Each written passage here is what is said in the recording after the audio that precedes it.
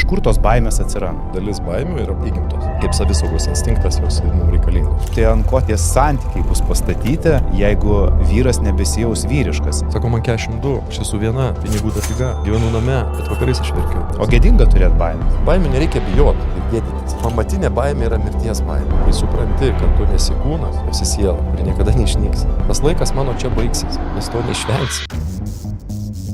Daugiau negu 70% jūsų, žiūrinčių šią laidą, neprinumeruoja mūsų kanalo. Jūs užtruksite tik kelias akimirkas paspaudę subscribe mygtuką. Na, o jeigu jūs norite, kad mūsų kanalas augtų, nepamirškite uždėti like mygtuko po šio video ir parašyti komentarų, bent jau širdutės. Na, o tie, kurie yra nekantrus, tapkite mūsų kanalo nariais ir pamatykite visą turinį kur kas anksčiau nei visi kiti. Ačiū Jums labai. Įvairios fobijos, baimės liečia daugelį žmonių.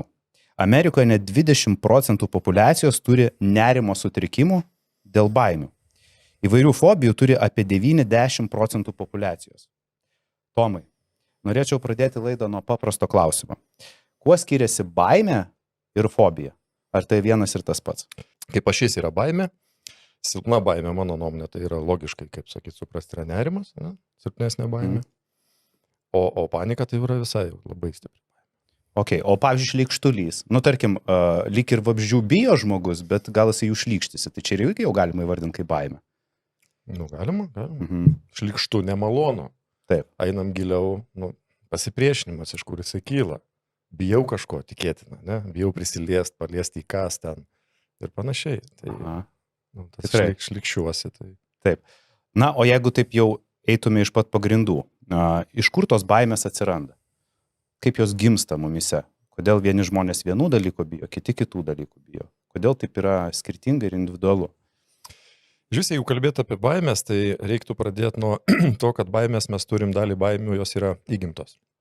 Kaip savisaugos instinktas, jos mums reikalingos yra. Nu, baimė ten, nežinau, stoviu gatvėje, kažkur matau, kad slysta mašina į mane važiuoja, ne? Tai aš iš savisaugos instinkto kaip išsigastų ir aš tada traukiuosi ar bėgu ar kažkas. Nu, tamsiam skersgatvėje kažkokia kyla grėsmė ar ten dar kažkas, tai iš tos baimės, kad nenumirti, kad išlikti, mes tada traukiamės, kažką darom, bėgam, traukiamės, ginamės ir panašiai. O tai yra intuityvu nuo pat vaikystės? Ar, pavyzdžiui, vaikai to neturi, kai jie yra maži, jie to dar nesupranta? Nu, su vaiku, vaikas jisai yra vis tiek paskui tik užauga, dar jos tas sąmoningumas randasi auga. Vaikas mažas kūdikis, jis daug kogi nežino, panašiai, ne? Tai, bet su raida atsiranda va, tas savisaugos supratimas, aš turiu saugotis. Tai va, ta dalis baimių yra pamatinės tos, kaip sakyti, jos yra įgimtos, nu, ta prasme, mes atsinešam, turim, mes jas išsivystom, jos mus apsaugo. Gaisras, tarkim, sužinom, kad gaisras, ne, tai kyla baimė ir ta baimė ką skatina daryti. Bėgti, trauktis, gintis, ne, tai kad išgyventi. Taip. Tai dalis baimių mums yra reikalingos kas be ko. Kitas baimės aš linkęs būčiau skirstyti į įgytas baimės. Įgytos baimės jos yra gyvenimo eigoj, per patirtis, per išgyvenimus, per tai, ką mačiau, ką girdėjau, ką emociškai išgyvenau. Visą tai fiksuoja mūsų pasąmonė. Ir mes įsimenam, kas mums kelia grėsmę, ko mums bijot, ko mums nebijot. Tai va tas įgytas, prasme, įsivaizduojamos, gal reiktų sakyti, baimės, ne? Nes vienos yra tikros, kai kyla tikra grėsmė, tada aš iš baimės numirti, tarkim, darau veiksmus. Tai čia yra logiška, ne? O yra kitos įsivaizduojamos baimės. Dar tokia grupė baimių, tai šitą baimę kaip apibūdinti galima. Realybėje grėsmės nėra, bet žmogus bijo, kad tai atsitiks. Ir jis dabar šiuo metu, jisai toje samoje situacijoje jau pradeda bijoti. Nors pagrindo kaip ir nėra. Nors realaus pagrindo nėra. Supratau. Na, iš tikrųjų sudėtinga situacija. Kaip ir pats žmogus, realiai visi turbūt supranta, kad grėsmės nėra, bet tam žmogui vieninteliam tai atrodo grėsmė. Ir jisai net nepabandęs jau bijo. Jo, nes jis turi, va, jeigu tas grupavimą daryta, ne, tai pas yra ta įsivaizduojama baimė. O kaip jinai atsiranda? Tai yra kažkoks filmas pažiūrėtas kažkam, tai kažkur vaikystėje įpiršta mintis, tėvų galbūt sakyta kažkas pamatyta, realių pavyzdžių. Kodėl jinai atsirado? Viskas krūvoj. Ką pats, kas buvo paminėta, tai iš esmės mes, aš taip biškai iš toliau galbūt užeisiu. Nelyskim ten į praeitus kažkokius gyvenimus ir panašiai, bet imkim nuo čia šitam buvime gyvenime, tai kaip mes formuojamės. Nesgi, kai gimstam, mes nieko nežinom iš esmės, ne? Tuščias lapas. Tuščias lapas. Mums didesnė dalim mus valdo pasąmonė, atmintis mūsų kiekviena. Ir jinai užsipildo. Jinai užsipildo nuo ko? Jinai užsipildo nuo to, ką mes matom. Per akis mes gaunam teigiamą, kad apie 80% net informacijos. Tai mes matom tėvus, mes matom senelius, mes matom filmus, mes matom televizorių. Mes girdim, klausa, toliau yra skonis, lytėjimas ir asmeniniai emociniai išgyvenimai irgi. Tai vat visa ta, kur aš augu toj sociume aplinkoj, visa mane veikia. Tai kažkur gali būti, vaikas matys, kaip mama išsigando kažko, tarkim, ir jis jautriai gali tai priimti. Ir jis gali perimti mamos, išmokti tą baimę. Vieno karto užtenka. Jeigu tai stiprus sukrėtimas, stipri situacija, tai gali užtekti ir vieno karto. Nu, kaip pavyzdys paprastas, iš pagalbos klientam patirties. Ateina žmogus, sako, aš turiu tamsos baimę. Jis bijau tamsos. Mat kambarys, sako, man reikia, kad lemputė degtų. Ir miegu. Vienas. Pradedam analizuoti, jam buvo ten 4, 5, 6 metai. Kažkas į tamsoj kaime būnant jį išgąsdino. Užgesino šviesą. Namukį, kuris buvo mažas, užgesino šviesą ir pradėjo daužyti duris. Pajokavo. Supratau. Gal tada ir lyskime iš karto į tam tikras baimės ir aš galbūt norėčiau pradėti nuo santykių baimių. Ir viena iš tokių yra perdėtas prisirišimas prie žmogaus ir baimė jį prarasti. Kokiems žmonėms tai yra būdingiausia? Tai gali būti būdingiausia žmonėms, kuriems stoka sveikos savivertės, sveiko pasitikėjimo savim, tokios sveiko savęs kaip asmenybės pilnumo suvokimo, kad man gerai su savim pirmiausia. Aš esu patenkintas savim, man jau pačiam su savim iš esmės kaip ir užtenka. Net sakoma, kad gebėjimas būti vienam tai yra tam tikra meno forma. Tai labai teisinga. Nes tai yra tada tai gali parodyti, kad žmogus, jis yra lankstesnis savo charakterius, gali būti ir vienas, ir su kažkuo, ir be kažko, ir taip toliau. Nes mums iš esmės šitam pasauliui ko reikia? Mums reikia turėti išmintingą, lankstų, stiprų charakterį. Tai vienas dalykas, sakykime, jeigu trūksta šitų dalykų, prisirišimas. O ką reiškia sveikas gebėjimas būti lankščiam, kaip jūs sakėte, kas tas sveikas? Kaip atskirti sveiką ir nesveiką, jeigu taip žiūrėtume? Kokie yra tai aspektai? Nu, aš čia daugiau galbūt kalbėsiu per emocijas. Okay. Tai tarkim, ką aš jaučiu, nes emocija iš esmės mūsų gyvenimo kokybė labai stipriai lemia emocijos. Emocija tai yra energija, kurią išskiria mūsų kūnas, kai mes reaguojam į kažką. Jeigu realybė netitiko mūsų įsitikinimo arba lūkesčio į blogesnę pusę, kai pranoko viskas gut, tada mes džiaugiamės, emocijos eina, džiaugiamės patenkinti, laimingi, atitiko realybė lūkestį irgi fainai, bet pati labiausiai ta mūsų gyvenime mūsų treniruojanti pusė yra, kai realybė netitinka mūsų lūkesčių arba įsitikinimų į blogesnę pusę. Tai ir kai mes reaguojam į tą realybę, kūnas mūsų išskiria energiją. Čia labai svarbu žmonėms tą pamatinį mechanizmą suprasti apie emociją. Emocija tai yra kūno išskiriama energija. Ta energija, jinai tam tikros yra vibracijos, tam tikro hercais matuojama, yra teigiamos emocijos, džiaugsmas, laimė, panašiai. Ir yra neigiamos emocijos. Tai yra žemesnio dažnio vibracija, pati skaitoma žemiausia, tai yra baimė, pyktis ir panašiai. Ir mūsų kūnas įskiria tą energiją, mes dalį galim jos esamoje situacijai kažkur tai išeikvoti, išsakydami, išveikdami, o gali likti likučiai tos energijos, tos emocijos. O kiti žmonės tiesiog tyli galvoja ir jie kaupia savį visą tai. Čia tie overthinkeriai tokie, kurie... Ir šitie, ir intravertiško tipo žmonės, kurie, kaip sakyti, neišsako, nemoka, nežino tiesiog, kaip pakovoti už save žodžiu teisingu. Ne tai, kad kaltint kitą, bet galima pasakyti, aš nevertas, kad tu manim kalbėtum, prašau kalbėti mandagiai. Čia vėlgi savivertės, pasitikėjimo savim klausimas, supratimo klausimas. Tai ir per laiką, tada tas svarbu, kad žmogus savo būseną atpažinti pradėtų, ne? Mes gyvenam ir mes jaučiam tas emocijas. Žmogus kaip atominė elektrinė. Jis gali transliuoti radiaciją, varyti, spinduliuoti, nuo ko blogai aplinkai žmonėm ir panašiai. O jisai gali gaminti elektros energiją, nuo kurio jis išvies daug lempučių ir bus šviesa. Tai vėlgi, kokį emociją aš turiu viduj ir kokias energijos, vėlgi tai yra emocijos, kokios manį dominuoja, nes mes visi turim ir tokių, ir tokių. Va, tai tos nuo to, kurios dominuoja, tai priklauso ir paties žmogaus savijauta, sėkmė, sveikata, santykiai, daug kas. Va, ir priklauso nuo to, kaip kiti šalia manęs jaučiasi. Va, tas pasakytas pavyzdys, jisai grinai, va, tai, atėjau, stoviu šalia žmogaus, ne? Žiūriu ir veidas nelabai kažkoks, bet ir jaučiu, kad nuo jo kažkas tokio. Iš karto toks kažkoks laukas sukuriamas, neigiamas. Tai va, tai yra vibracija. Tai yra vibracija. Ir tikrai yra patekę patirti ir pačiam, manau, kad šalia vieno žmogaus atsikliūnį jautiesi vienaip, šalia kito būni. Kažkas tai vat norisi trauktis, norisi, tai čia tas prajautimas jo vidinės būsenos. Gerai. O ar nėra tai šiek tiek savanaudiška ir narciziška, jeigu žmogus, pavyzdžiui, nebijo prarasti partnerio? Va, tai aš kaip tik ir grįžtam prie to klausimo, ne? Tai kas yra va, tas sveikam susitvarkime savęs eiti į santykius pirmiausia, ne? Su priešinga lytim. Kalbam turbūt vyras, moteris, poros santykė, ne? Tai geriau, kai tai būna, aišku, gan retai gyvenime, bet nes čia mūsų vėlgi treniruoja, tobulėti, keistis šitas gyvenimas. Tai kada idealu, kai aš esu sveikai pilnas ir aš ateinu, dasipildyti, dasidėti kažkuo tai dar pasitarnauti moteriai, ne? Tobulinti save kaip vyras, kaip tėvas, kaip partneris, kaip šeimos lyderis, galva ir panašiai. Va, tai aš kaip sakau, du kiauri kibirai neužpildys vienas kito vandenį, ne? Tai vat, kai save susitvarka žmogus, arba maksimaliai tvarko, jis eina santykį su viena, sakykime, emocinė laikysena, ne? O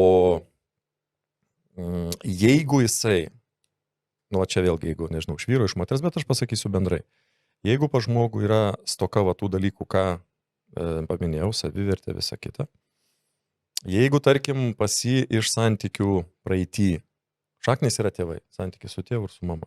Mama mums visiems yra šiek tiek svarbesnė šiaip figūra negu tėvas, nes su mama yra ryšys jau nuo čia. Va, jeigu, tarkim, nežinau, mergaitė buvo, ten mama paliko arba tėtis paliko, kažkada tai išsiskyrė šeima ir panašiai. Tai jinai ir trūko į, tarkim, mergaitė, tai trūko tėvo buvimo šalia, ne? Tai jinai tada gali eiti į santykį ir būti santykį su vyru perdėtai prisirišus. Nes bijo lygiai taip pat prarasti. Bijo lygiai taip pat prarasti ir pasąmoningai gali tikėtis, kad šitas tėvas, šitas vyras, jei ne tik bus vyras, bet dar ir kompensuos tėvo nebuvimą. Ir tada tas alkis santykyje, kalbu perkelinę prasme metaforiškai, ne, tas alkis, jisai gali būti perdėtas. O galiu aš iš karto paklausti, ar tam yra kažkoks amžiaus limitas? Galiu aš save kaip pavyzdį paimti ir panalizuokim mano atvejį. Mano mama mirė, kai man buvo 21 metai. Ar aš būdamas jau 21 ir praradęs mamą irgi išgyvenu tą patį, ką ir pavyzdžiui vaikas praradęs mamą ten 6 ar 10 metų. Ir aš jau iš partnerės galiu tikėtis ne tik tai žmonos, bet ir mamos. Ar vis dėlto yra tam kažkoks amžius, kai mes jau to nesitikim? Ar tai yra tiesiog darbas su savim ir tą galima bet kada ištaisyti ir sutvarkyti? Jeigu nuo pabaigos klausimą atsakyti, tai atsakau taip. Pas teisingą specialistą, kuris supranta tikrą psichologiją, visus ten pasąmoninius dalykus, formavimas, jis turi teisingus įrankius, nes vien pokalbiais to nesutvarkysim šitų dalykų. Va, galima tai sutvarkyti, o atsakant į klausimą tiesiogiai, tai reikia žiūrėti, aišku, tikimybė didesnė yra, kad vaikas labiau išgyvens netekęs mažas tėvo, negu kad jau vyresnis vyras, ne, sakykime, kai ta prasme ne tėvo, kai mama mirus, jeigu. Va, o negu kad vyresnis vyras, jo mama numirs. Bet vėlgi, aš niekada nesakau, prašai, niekada nesakyk, niekada reikia sakyti, ne. Aš stengiuosi atsiriboti nuo to tokio bendro, ne, va tik taip ir ne taip. Reikia žiūrėti ir vienu, tarkim, berniuko atveju, kiek jis ten išgyveno, kas ten pas jį šeimoje atsirado. Gal atsirado atėjo močiutė į mamos vietą, kažkiek kompensavo, ten mamos mama, ne. Va, bet šiaip tai tas dalykas iš mano patirties ir šiaip visa tikra psichologija teigia, kad pas vyrą santykis su moterimis įtakojamas didelė dalim yra santykių su mama. Nes mama yra pirma moteris, kurią mes pažįstam. Ir jeigu ant mamos yra nuoskaudų gyvenant, pykčio nepasitenkina, už tai, tarkim, kaip jinai elgėsi su sūnum, su jo tėvu, matė, kaip jisai ten, ar žemino, ar kaltino, ten, ar kažką, ar tampė su skyrybom, tai skiriamės, tai nesiskiriam. formavosi nuoskaudos, jeigu mama anksti numirė, tarkim, tada dar berniukas vyras gali turėti pretenziją dėl to gyvenimui stiprią. Tai va tos daugiau, tos nuoskaudos, jos irgi turi labai nemažą įtaką toliau santykių su moterimis. Kaip iš pasąmonės vyras žiūri, moteris yra jam grėsmė, ar moteris jam yra mama ir 300% partnerė. Vyras, kuris prarado mamą jaunam amžiui, jisai ieško partnerės, kad būtų ne tik partnerė, bet ir mama. Kuo tai gali pasireikšti santykė, kaip tą atpažinti? Pas mus yra 3 lygiai, vadinkim, sąmonės, ego lygiai, ne? Tai mes galim būti tėvas, tėvai, suaugę ir vaikai. Tai jeigu vyras, tarkim, jam trūksta mamos, gali būti, ta prasme, kad ir to partneriai gali būti, čia nieko tragiško nėra, svarbu abiem gerai. Bet jeigu, kai berniukui, vyrui trūko mamos ir jisai nori žmonoj, tarkim, partnerį atrasti tą mamą, kompensuoti, gali kilti diskomfortas jai. Moteriai. Nes tada jinai gali pradėti jausti, kad jame per mažai vyro, jis jos ten skundžiasi, dėjuoja, tu ten mane gelbėk, padėk, kaip į mamą žiūri. Ir toks tarsi reikalavimas, kad žiūrėk į mane kaip į berniuką. Ne kaip į vyrą, kur aš pasitikiu savim, mylo, einam, darom visą kitą, ne, tada va tas toksai. Čia miksas gali būti. Čia kur dabar moteris sako, nėra normalių vyrų. Internetas visas, kur tikrai vyrai dinga. Tokios tendencijos yra. Vyrai, tokia tendencija aš bent pastebiu, vyrai linkę moteriškėt, moteris jos, tokios darosi alfa. Bet tai yra nei vieniem nuo to gerai, nei kitiem nuo to gerai. Bet tokia situacija gali būti, čia nereikia, kaip sakyt, kalbėti kažkaip galbūt fatališkai, bet tokių dalykų yra. O kokios yra psichologinės pasiekmes žmonėms, kurie bijo prarasti mylimą žmogų? Kaip tai veikia jų kasdienybę? Mes viskas, ką darom gyvenime, mes viską darom iš esmės tai arba iš baimės, arba iš meilės. Ta plačia prasme, meilės pasauliui, meilės kūrėjai, meilės žmonėms. Empatijos. Jo, tokios, fain. Ką dėl tavęs padaryti, ką mes čia apsikeist galim kažką toksai, ir šitie dalykai. Tai tada, kas gali gautis, tai jeigu yra iš baimės prarasti, tai žmogus tada gali, kaip aš sakau, tą žodį naudoju kartais, stanginti save psichologiškai santykiuose. Jis gali neleisti savo, būti savimi. Jis gali net nesuvokti, kokio čia pačiu aš tikras noriu būti, ne? Ir tada jis gali leisti, kaip sakyt, perdėtai kontroliuoti partnerį. Baimė tai yra kontrolė. Baimė reikalauja kontrolę, nes baimė susijus su ateitim, žmogus tada bijo, jis gali perdėtai kontroliuoti. Atsirasti kažkoks perdėtas pavydas. Perdėtas pavydas. Kur buvai, įkilus skambučiai, paskambina junk video, bet būna santykiuose konsultuoja, nes sako, vyrų žmona skambina ten ar atvirkščiai, kur esi, su draugiam, parodyk. Ir tai, toksai liguistas gaunasi dalykas. Tai prieš tai būna gali pasibūti jau kokie nutrūkę santykiai, vėlgi patirti susifiksavus pasąmoninę nesėkmingą su buvusią partnerę. Čia tokie kaip red flagai būtų, jeigu tokius dalykus pastebim. Tai tokios jau čia dėsningumai, tarkim, tokie. Nes perdėtas, nes sveikas santykis kas, aš tave myliu, gerbiu, tu mane myli, gerbiu ir aš tu teikiu savo partneriui tam tikrą sveiką laisvę. Sveiką laisvę. Reikia ir sveiko pavydo, bet ne paranoiško, sakykime, kontroliavimo. Ir tada gali iš tos baimės būti vėlgi kas. Žmogus vienas tada gali, jam sunku būti su savimi. Jam vis reikia už rankutės laikytis. Aš kalbu metaforiškai. Eina gatve, skambina, ar tu mane myli. Kas tau bus? Vis reikia patvirtinimo. Vis reikia tokio ir tas toksai, galima sakyti taip, žmonės, aš kai konsultuoju, tai sakau, ar tu nesijauti nuolat melžiamas, toksai, kaip ir, būk, paskambink, kur tu esi, ką darai? Ir tas išvargina kitą pusę. Sekina kitą pusę, nes tada, o ta kita pusė tada nori vis tiek atsitraukti tos sveikos asmenės erdvės. Bet tikrai taip ir veikia. Jeigu kuo tu labiau bandai prie to žmogaus eiti, tas žmogus labiau traukiasi. Labiau paleidai, pas žmogus ateina. Kažkaip taip ir veikia visą laiką. Santykiuose, kaip ir aš kartais tai biški metaforiškai kalbėt galiu, tai sakau, kaip ir pardavimuose kažkuria prasme. Čia tik sakau, metaforą sakau. Geriau, kai ateitų taip, o ne kad už atlapų prisidėti. Tai tas, sakykime, mes turim kiekvieną savo pilną tokią sveiką, turim savivertę, ne? Ir tada aš einu santykių, pasirinku ten partnerį, draugą, ar moterį, ar vyrą, ta prasme, aš tam santykiai myliu, gerbiu save, myliu, gerbiu jį, ir suteikiu savo ir jam sveikos erdvės. Tai man iš karto čia peršasi tada toksai klausimas.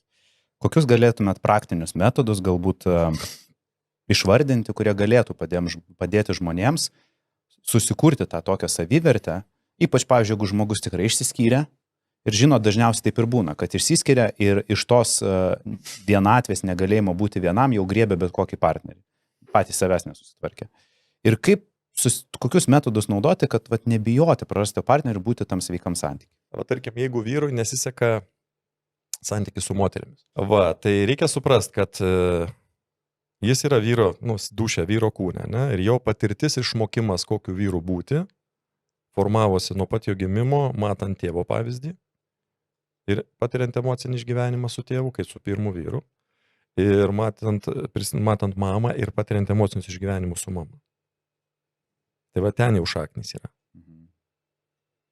Tai jeigu pas mane ateina vyras ir sako, man nesikliuoja santykiai su moterimis, mes pradedam nuo mamos ir nuo tėvo.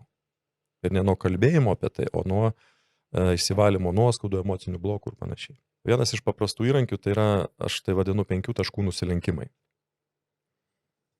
Okay. Jeigu matėt, kaip žmonėm parodo, sako, čia kaip musulmonai, kaip jie ten tos nusilenkimus daro. Bet čia yra labai gili ir efektyvi praktika, klaupiamės ant kelių, remiamės rankom ir galvą paliečiam 2 grindis. Ir tarkim, atleidimas mamai. Kas, jeigu taip, 3 sakiniais pačiam kaip vyrui, sakykime, rekomendacija, nuo ko reiktų pradėti. To neužteks vien, čia yra toks visas apimtinis darbas, bet savo mamos aš prašau man atleisti, tokį nusilenkimą darau ir su kaktą paliečiu grindis. Toliau įsitiesiu, galiu ant kelių tupėdamas įsitiesiu, ar atsistot pilnai, vėl kitas atsiklaupiu, paliečiu su kaktą grindis, aš visiškai atleidžiu savo mamai. Paliečiu grindis. Paaiškinsiu psichologinį prasme. Atleidžiu, visiškai atleidžiu. Prašau man atleisti. Prašau atleisti. Savo mamos aš prašau man atleisti. Vienas nusilenkimas ant kelių, rankos 5 taškų, su kaktą paliečiu grindis. Išsitiesiu, kitas nusilenkinėja ir sakau, aš visiškai atleidžiu savo mamai, paliečiu grindis. Atsitiesiu, trečias, aš dėkoju už viską savo mamai ir paliečiu grindis. Šito pratimo esmė yra, mes savo protą nuleidžiam žemiau širdies. Tai eina puikybė, agresija pasąmoninė valos ir panašiai, nuoskaudos. Tai šitie tas 3 šitų veiksmų, tas nusilenkimas su tais sakiniais sakant, jo pagalba galima jau valyti iš gilaus lygmens. Nes pokalbiais, kartuoju dar kartą, pokalbiais neišvalysim ten. Okay. Aš turiu daug patirties, 15 metų dirbu su žmonėm, matęs daug visko, praėjęs pats irgi daug visko. Tai žmonės kitą kartą sako, tai mes, tai tu ką man pasakysi, atleisk tėvui ir aš atleisiu. Tau taip atrodė. Jo, sako, aš paskaičiau knygų, reikia atleisti. Pažiūrėjau į dangų, 3 kartus pagalvojau, kad atleisiu ir atleidau. Ne. Toliau žiūrėtume, tai tėvas, mama. Nuoskaudos ant mamos, ką iš mamos išmokau, ką aš iš tėvo perėmiau, čia yra pasąmonė viskas, kuri valdo mus kiekvieną 95-97%, į kurią kalbėdamas nepateks. Tai lydi kiekvieną dieną. Tai ten valdo, ten kompo hardas, kietas diskas. Į kompas veikia iš to, kas motiniai plokštė įrašyta. Įsitraukiam, panaudojam, užseivinom, išsaugojam ir turim. Ir mes tų minčių vedimi viską darom gyvenime. Iš dalies taip, ten yra elgesio programos, ten yra reagavimas. Ten yra ta pati savivertė, ten yra tos pačios baimės, ten nuo santykio su mama ir iš tėvo pavyzdžio prasideda mano požiūris į moteris. Ten nuo to, kaip mane tėvai auklė augino, prasideda mano savivertė, kas aš esu, koks žmogus. Kiek aš tėvo turėjau gyvenime, aš prisipildau vyrišką energiją. Santykio gyvo, buvimo, meilės perdavimo. Jeigu tėvo mažai buvo gyvo dalyvavimo gyvenime, berniukų gali vaikų trūkti vyriškos energijos. Tai jeigu santykis su moterimis, tai reiškia, vėlgi kiekvienam santykiai, kai man kažkas, jeigu skyrybos, tarkim, yra, ne? Tai skyrybos žmogui kas yra? Tai yra stiprus pyktis, nuoskaudos, baimė, košė, ten visko, emocijų. Jos kaupiasi. Ir jeigu mes jų neišsivalom, einam į kitus santykius, dažniausiai bus ta pati košė. O nėra, kad per laiką išsivalo? Ar ne, savaime? Savaime ne. Kažką vis tiek dėl to reikia daryti. Tas gali žmonėm atrodo, sako, aš ten buvo seniai, aš neatsimenu, tai tu neatsimeni, bet tas išgyvenimas energetinis tavo pasąmonėm lygmenį, jisai liko. Tu ant jo prikaupėjai išgyvenimų patirčių. Bet supraskim, čia labai toks tą algoritmą, kai pagauni mūsų psichikos veikimo, jisai, tarkim, bendrauja žmogus su moterimis, ane? Ir psichika iš karto sumuoja, ką jis išgyveno ir patyrė santykį su moterimis. Mama, sesė, jeigu buvo, mačiutė, pirma žmona, antra žmona, trečia ir čia dar kažkokia. Ir jis sumuoja, jeigu ten košė neišvalytų nuoskaudų, pykčio, nusivylimų, kaltinimų, kalties ir panašiai. Nu, nežinau, kaip gali būti kiti santykiai sėkmingi. Tas, kad visi žinom, kad yra aistra, įsimylėjimas, jie praeina ir paskui sako, kodėl vėl tas pats. Atsakau, tada aš su žmogumi, kai dirbu, sakau, pažiūrim, kas pas tave praeitį buvo, ar tu tai susitvarkėjai. Nu, tai tiek laiko praėjo, užsimiršau. Nu, ir ką sakau, kad užsimiršai, tai nereiškia, kad, nu, kaip sakyt, kad kilimas vienas išteptas, to jo dar 3 užtesi, nereiškia, kad anas nesmirdės iš toliau, iš giliau. Okay, o gali būti, kad mes į santykius ateinam be rožinių akinių? Iš viso egzistuoja santykiai, kur ateinam su sveiku protu, jeigu iš tikrųjų va tokį praėjom visą psichologinę edukaciją, knygų paskaitėm, išsivalėm ir einam į santykį ir nejaučiam to tokios aistros, rožinių akinių ir visko, tiesiog šaltų protų einam į santykį. Ir tokie santykiai gali pavykti, nes visi kažkodėl sako, kad būtinai turi būti ta aistra, įsimylėjimas. Ar visgi gali būti ir tokie šaltų protų suvokiami santykių kažkokie tai statomi pagrindai? Suaugusiojo atsakomybė, asmeninė branda grįsti santykiai. Aš taip pavadinčiau. Visatą aš matau, kad, nu, kūrėjas viską, aš taip manau, sukūrė šitą visatą, tai jisai, kad mūsų treniruoti, vyrus ir moteris, o čia yra mūsų augimo procesas santykiai, tai jisai surinkęs, nu, sukūręs mechanizmą, kaip padaryti vyrui moterį svarbę, moterį vyrą svarbę. Tai vienas iš mechanizmų yra čia tos peteliškės ir aistra. Tai aš kaip sakau, nu, atsimylėjot jau pusę metų ar metų, atsimylėjom, prasidėjo košė, jo, nu, va. Tai, o paskui prasideda kasdienis gyvenimas. O tai vat pradėti nuo to iš karto kasdienio įmanoma, ar vis dėlto... Reikalinga edukacija. Ta prasme mokymasis, ar nuo mažens berniuko auklės teisingai kažkas, ar jisai 3 kart suklupęs ieškos išminties žinių, dirbs su savim ir tada jau eis į kažkelintus santykius. Jau, sakau, jau kitaip, jau tada, nu, tada kitaip ir žiūri tą santykį. Ne, matot, kas mums koja pakiša? Taip, jeigu labai trumpai kalbėt, mums koja dažniausiai pakiša mūsų perdėtas noras mėgautis partneriu. Noriu mėgautis. Tu tik mano lūkesčius visus, tu man šipsokis, tu man viską daryk, tu mane tenkink. O dažnai tas arba būna laikina, arba labai mažai. Ir jeigu mes nemokam, nesuprantam, kas yra santykiai, tai yra davimas, gavimas, yra, nu, kaip sakyti, tam tikri dėsniai judėjimai. Nu, tai tada, nu, jau negaliu mėgautis ir viskas, nu, kam tu man reikalingas, sakyk šitą. O tai vėlgi tas pats yra perdėtas mėgavimas, jis gali ir atstumti. Nu, tai aišku, aš galiu tapti, nu, kitą žmogų. Taip. Nu, tai aišku. Perdėtas poreikis mėgautis. Tu man šipsokis, ko tu man nesišipsokis? O tu ko nepaskambinimą? Trūksta sekso. Trūksta sekso. Nu, seksas irgi yra subtili tokia vieta tarp partnerių, nes jeigu pas moterį psichiko yra, vėlgi ateina moteris, būna, vat, tenka padėti, sako, skau kaip pas jūsų su vyru, kaip seksas. Tai ten, kai kapsteli pas ją išgyvenimuose, tai ten nuoskaudu ant tėvo, dar prieš tai buvę 2 vyrai, įsiskirta, nu tai kas pas ją pasąmoniniam lygmenį asociacija emocinė su vyrais. O sekso emocija labai svarbi. Tai aišku, aš turiu atsipalaiduoti, aš turiu pasitikėti. Jaustis ramiai. Jaustis ramiai. Vyram galbūt mums šiek tiek paprasčiau, moteriai ypač tai reikia tas atsipalaidavimas, saugumo jausmas. Tai vėlgi, kaip jinai jaučiasi santykiai su dabartiniu vyru, kas pas ją ten yra išgyventa. Čia viską reikia suprasti, atskau nuo šaknų, kai pradeda, ne, ir tada, ir kaip tada atėjau dabar į santykį ir žiūriu, o mano psichika, aš suvokiu, aš tai ar ne, bet jinai taip reaguoja. Esate jauni kūrėjai, influenceriai, o gal verslas ir norite pradėti kurti savo laidą. Tam yra puikia vieta – studija Record in Vilnius. Mūsų studijoje savo laidą galite paversti unikalią, dėl to, kad mes turime daugiau negu 7 skirtingus įvaizdžius. Ir jeigu netgi jūs neturite žmogaus, kuris gali jums sumontuoti video, visą tai turime mes. Jeigu norite pradėti, jums tai reikia parašyti mums laišką mūsų Instagrame Record in Vilnius arba elektroniniu paštu hello@recordinvilnius.lt. Čia buvo prarasti partnerį, o dabar baimė būti vienam. Ar tai galioja tik tiem, kurie, pavyzdžiui, tik išsiskiria ir dažnai tai būna? Būna ilgai santykiuose, išsiskiria ir ieško jau iš karto kito partnerio, čia žiūrėk Tinderiai, viskas, kad tik ne vienam būti, jau draugams skambina, kur su kuriais nebendravo, kai santykiuose buvo, čia staiga atsirado draugelis. Ir kiekvieną vakarą susitinkam kavos, arbatos, į klubus pradeda vaikščiot, pas tėvus pastoviai sėdi savaitgaliais, neišlenda, nes niekaip negali būti vienas. Kaip su ta baime susitvarkyti ir kokiem žmonėm tai yra būdinga? Nu, aš sakysiu, kokie gali būti variantai, tarkim, ne?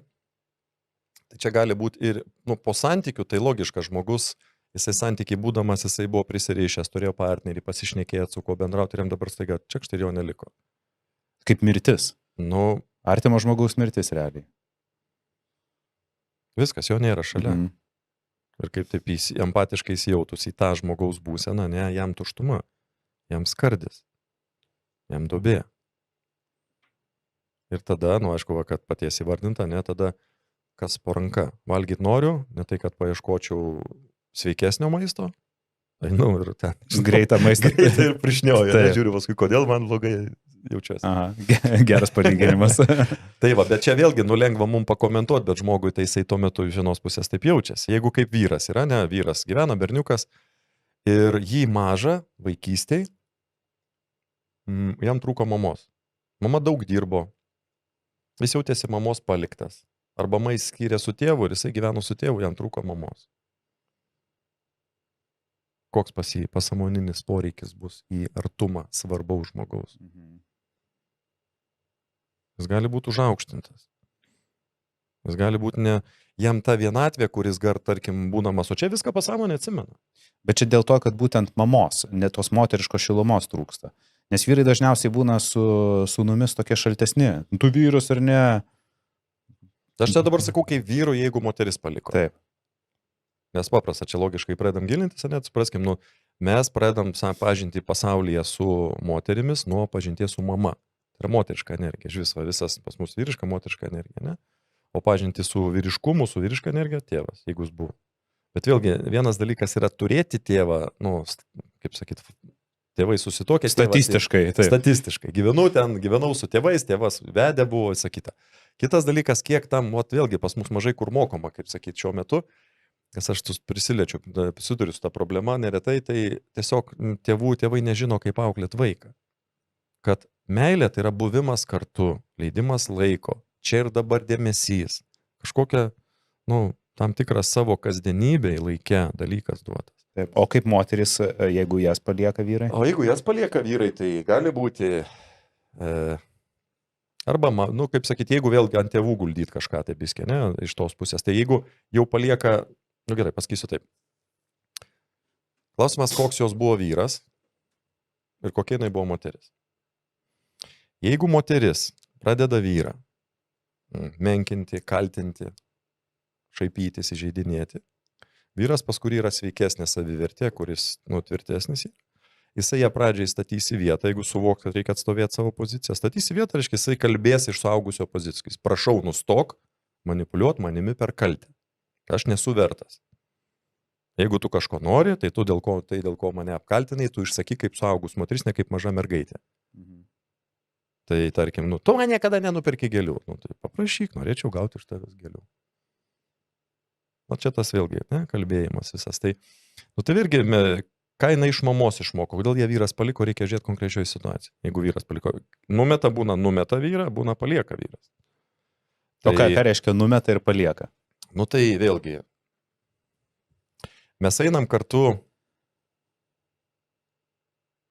į kiną, susirašym į kelionę, einam į kiną. Abudu ir pusiaukelį, ir sakau, neisiu aš su tavimi į kiną. O. Kaip jausis? Paliktas. Mhm. Mes neįsiskirsim, o kažkuris kažkurį paliks. Nes dažniausiai ta pusė, kuri pas mane ateina tvarkyti save ir santykius, sako, mes įsiskyrėm. Nebūna, kad mes įsiskyrėm. Jeigu tu nusprendėjai, viena pusė nusprendė palikti, tai tu palikai, tu išardėjai šeimą, tu ėmėsi iniciatyvos.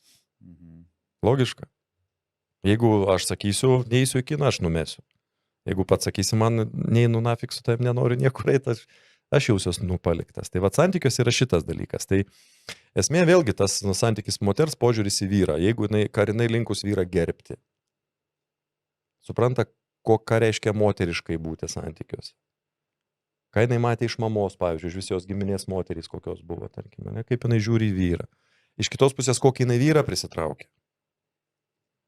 Nes tas santykių eigoj, paskui pas kažką gali daugėtos nepasitenkinimo, agresijos, pykčio baigėsi. Prikaupė tų nuoskaudų, vėlgi apie ką kalbėjau, ir pa žmogų baigėsi kantrybė santykiai. Ir dažniausiai, mano nuomonė, iš klaidingo supratimo žmogus galvoja, kad išsiskirsiu problemą, ir problemos neliks. Kodėl kai kurie žmonės, ypač tie, kurie labai prisitaiko prie kito žmogaus poreikių, gali jausti didesnę vienatvės baimę?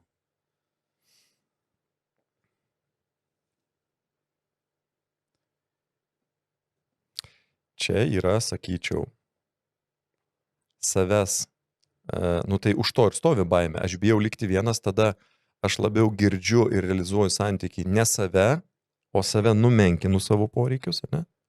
Aš tada darau viską, kad tik įtikčiau. Bet po to būna praeina kokie 5-10 metų ir staiga šitas žmogus suvokia, palauk, kodėl aš darau viską, ką jisai nori. Ir met. Gali būti. Dažnas atvejis toksai. Kai ateina savirealizacija, kad gyvenu ne savo gyvenimą. Ir staiga... Gali būti ir taip. Bet verta galbūt, jeigu dirbtų su specialistu, tai galbūt verta pasižiūrėti, ar tikrai optimalu tavo situacijai numesti, ne, išsiskirti, ar galbūt verta pradirbėti su savim, atitiesinti, tą perkeltą prasme save, stuburą. Ir pasveikatinti santykį. Aš turiu į stuburą, tai čia ir savivertė, čia ir baimė, čia ir supratimas, kas yra santykiai. Čia daug dedamų yra, bet ta prasme, padirbėti su savim ir tada pažiūrėti, o gal aš galiu gerai jaustis, likęs šitam santykiai, su to pačiu partneriu, kurį aš pažįstu ten 12, 15 ar 8 metus, ne, ir kažkas nugyventa, pasiekta, sukurta jau. Nes gali būti ir taip. Ar aš tikrai noriu viską, aš jaučiu, kad, tiltai visi sudegė ir einu kažkur kitur, bet viską, kitą kartą verta tada taip pagalvoti, o kas bus ten? Ką aš darysiu? Aš kartais, kai dirbu žmonėje, aš sakau, gerai, tu dabar nori skirtis, tarkim, ar vyras, ar moteris. Aš net kalbinėjau, jau kai nori, tai ten, bet aš, jeigu tas iškyla klausimas, sakau, gerai, tu dabar numesi savo antrą pusę. Kas bus toliau? Tai pagyvensiu kažkiek dėl savęs, tada, gerai, pavarinėsiu čia pakeliau. Gerai, kas toliau? Paskui gal paieškosiu kažko. Gerai, paieškosi kažko. Kaip tu atrodo, skuvat, aš tau paaiškinu tos dėsningumus, kaip tu atrodo, ką tu susirasi. Kas tikėtina, jeigu tu ten neprasivalysi, nesturkysi. Jeigu tu liksi savo charakterių, pasąmonėm lygmenį, nuoskaudų kiekių ir taip toliau, liksi toks pat. Tu prasitaškysi ten kažkiek. Bet jeigu tu norėsi vėl parį santykių ir jeigu nieko nebūsi savy iš giliau pakeitęs, labai tikėtina, kad po to sekso, šmekso ir drugelių laiko tarpio vėl prasidės tas pats, kas buvo ten. Tik dažnai tai būna dar tirščiau. Nes aš, ką dabar girdžiu, tai vėlgi tas žmogus, kuris taip sako, kad jisai dabar, čia išsiskirsiu, pasitaškysiu, pasilakstysiu, bet tu vėl nebūsi vienas. Tu vienas neišmoksi būti, tu visą laiką būsi apsuptas žmonių, galbūt vieną nakčių ten kažkokių susitikimų, sekso ir taip toliau vakarėlių, bet tai vėlgi nėra gebėjimas būti vienam, kažko tai mokinimasis. Ir vėlgi eini į kitus santykius ir vėl bus taip pat, jog tu bijosi būti vienas. Ir vėl darysi tą, ką kitas žmogus nori, o ne tai, ką tu nori. Nes bus drugeliai, rožiniai akiniai ir taip toliau. Tai kitas klausimas tada, žmogui, jeigu darbė, sakykime, situacijai, tai aš klausiu, o gal tu nori išmokti čia šituose santykiuose gerai jaustis? Su ta pačia, su to pačiu partneriu, vyru ar moterim, turėti normalų seksą, kada abiem tinka. Nesiblaškyti. Gal tu nori pasitvarkyti savo vidinius dalykus, juos suprasti ir efektyviai pradirbėti. Ir tu gal tu nori, būdamas čia, pasilikdavot savo daugiau erdvės, pasitvarkyti savo baimės nuo tų perdėtų prisirišimų, kažkokio leidimo save menkinti. Ar pats draudi, sakau, gyventi savo gyvenimą šitoj santykiuose. Tu pats, sakau, draudi žmogų. Nes aukos pozicijų žmogus kaltina kitą, sako, man neleidžia. Pats pristaikai. Aišku, sprendimą tai tu pats mes visada 100% atsakingi esam. Ar suvokiam ar ne, tai čia jau kitas klausimas, nes yra tas trikampis vadinamas auka, agresorius, gelbėtojas, o reikia būti suvokti, kad tu esi šeimininkas. Jeigu tu nuo pat pradžių santykiuose pastatėjai eigą tokią, kad tu prisitaikai ir tu darai tai, ką partneris nori, tai partneris suvokia, kad galbūt tu taip ir nori. Jisgi nežino, kad tu prisitaikai. Galima ir taip traktuoti, teisingai? Taip, bet santykiuose vėlgi, kas be ko reikia ir kompromisų.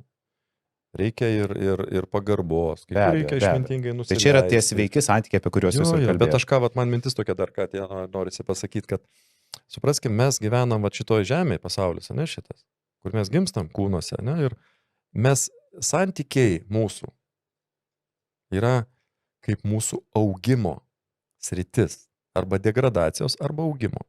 Nes šitam pasaulyje viskas yra santykiai. Kas sudaro santykiai patį? Santykiai mūsų su aplinka, su žmogum, su tėvu, su žmona, su mama, su savim sudaro 4 dalykai. Tai aš vadinu reakcija kiekvieno mūsų, į realybę. Tai yra mintys, ką mes galvojam, yra emocijos, kurias mes jaučiam, yra žodžiai, kuriuos mes kalbam, yra poelgiai, kuriuos mes darom. Mintys, emocijos yra vidinė reakcijos dalis. Emocijos labai svarbi dalis, o toliau reikia suvokti, kad man nuo pat kaip aš jau suaugu, visą kitą, aš turiu suvokti, kad aš esu atsakingas. Atsakomybė yra galia. Aš turiu galę. Čia nėra kažkoks ten toks krūtas pasakymas. Aš atsakingas už tai, kaip aš reaguoju į mane supančią realybę. Ką galvoju, ką jaučiu, kokias emocijas, ką aš nekur, ką darau. Ir tai šitais dalykais aš kuriu pasiekmes. Nu, bet, Tomai, yra žmonių dalis, kurie bijo atsakomybės. Tai irgi tema, tai ir jisai, kol dažniausiai nuo tos ir yra, sakykime, trauminės būsenos, sunkios būsenos, kieno yra šeimininko sąmonė, pozicija, ne, rolė psichologinė, tai šeimininkas suvokia, aš atsakingas. Aš kažką, jeigu ten netyčia išsprūdo burtelio, aš nuėjau atsiprašiau. Aš atsakingai pasielgiu, atsakingai. Ir auka, kada aukos supratimo žmonės sąmonė, jisai mintyse ir žodžiu, jisai skundžiasi, dejuoja, kaltina, teisinasi ir gaili savęs. Kaltas vyras, kalta žmona, kalta valdžia, kaltas darbdavys, kaltas kaimynas, viskas brangsta, nu ir panašiai. Tai va, tas aukos pozicija jinai labai populiari yra. Ir šitoj pozicijai žmogus, aš taip galbūt ir šiau pasakysiu, suteikia savo totalią impotenciją gyventi. Nes jisai atsakomybę nusimeta. Aš čia prie ko čia kiti kalti? Ką aš galiu? Ir jisai ir stuksena į kitus. Bet tai stabdo tobulėjimą iš tikrųjų, nes tai koks tobulėjimas? Nes tu neturi kaip tobulėti. Aišku. Tai jeigu, koks ten tobulėjimas, jeigu žmogus sako šalkanas. Sako kitas, tai sako, pakelk užpakalį, padaryk veiksmą, iki stalo pasimsi valgyt padėtą, arba pasiruošk valgyti. Man niekas netneša, manęs niekas nemyli. Niekas nenupirko patiekalų. Tai ką tu tokiam žmogui gali padėti? Ir jisai kenčia. Toliau kitas dar vaidmuo yra. Čia labai svarbus tokie pamatiniai dalykai. Aukos pozicija, kitas yra agresoriaus rolė. Agresorius tada su pykčiu, su agresija kalba elgesi. Ir yra gelbėtojas. Gelbėtojas ką daro? Gelbėtojas bruka kitiem. Čia va ta žodis bruka. Savo patarimus ir pagalbą. Kalbu apie suaugusius žmonės, vaikams. Neprašant. Vaikus auklėt reikia žinot kaip jo, bet tai bruka ten, tarkim, vieni kitiem aiškina, tu gyvenk taip, tu daryk taip. Arba ten, va, yra irgi subtilus tokias santykiuose dalykas, dažnai man tenka susidurti, tarkim, dukra mamai pasidalino, ar ten tėvui sūnus pasidalino, va ten įvyjant pas mane tas vyksta, jis kart iššoka tėvas, tarkim, arba mama, tas, kas išgirdo, neklausė patarimo, bet iškart iššoka į gelbėtojo poziciją ir sako, ką daryti. O nas net neklausė, sėdėjo kaip su draugu pasišnekė. Man iš karto kažkodėl kilo asociacija vyrų ir moterų santykė, čia vyrai dažniausiai yra tie, kurie iš karto duoda sprendimus.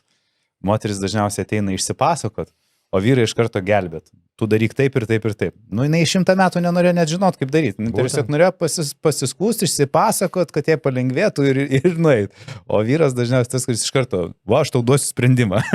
Taip, mes vyrai, moteris, kaip ten sako, moteris fantazuoja, vyras jau galvoja, dėlioja planą, kaip padaryti. Bet va šitam pavyzdį yra labai racionalus momentas. Galim mes, tarkim, iš vyro pusės, jeigu kad tas neišautų ir neįvežt tokios, neįnešt disfunkcijos į santykį, galima paklausti, pirmą suprantant, kad moterį reikia išklausyti, pasidalinti, nori kažką, bet galima mandagiai paklausti, mieloji, tu norėtum, kad aš tau kažkuo padėčiau šitoj klausimui. Tiesiog pasitikslinantis klausimas.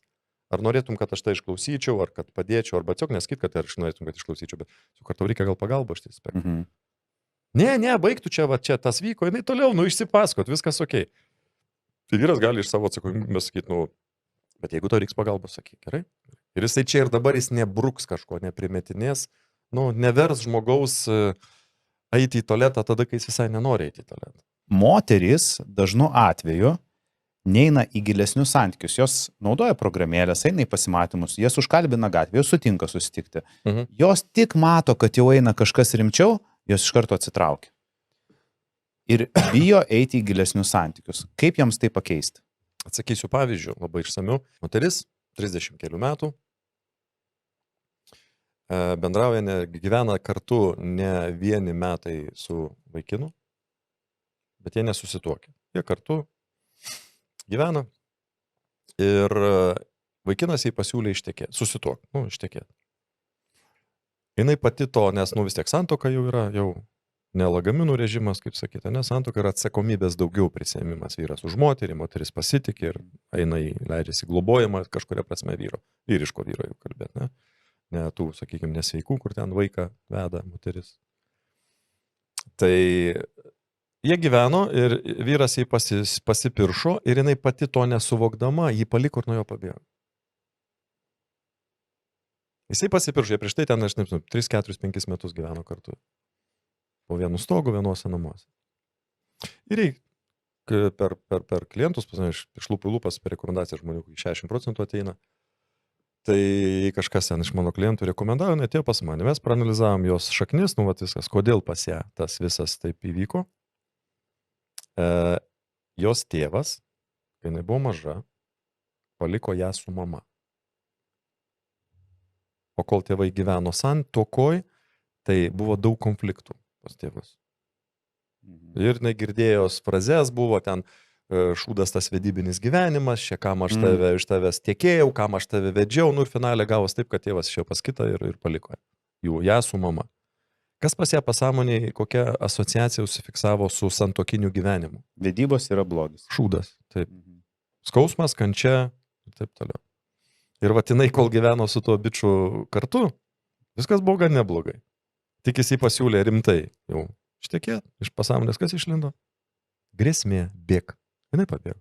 O kaip, jeigu, tarkim, tai yra tiesiog, kad nebuvo ten santokos, bet įprasta kažkokia draugystė, kokia galėtų būti nuoskauda pas moterį, jog jinai numato, susitikinėja viską, bet tik mato, kad kažkas rimčiau, jau lyg ir čia gal net vyras, sakytų, dažniau pradeda lankytis pas ją, ar jinai pas vyrą pradeda lankytis, jinai iš karto atsitraukia.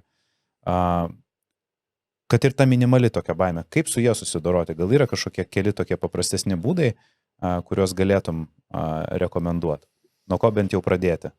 Nuo pradėtai, nuo užsinorėjimo suprasti save ir pakeisti save. Tai pirmiausia, išeiti iš aukos pozicijos, ką aš nekėjau, mane nekaltinti vyrų, kad čia visi tik tai balvonai, idiotai ir panašiai, kas čia ir šitas nenormalus, nesuvokti, o kodėl. Čia visi vienodi.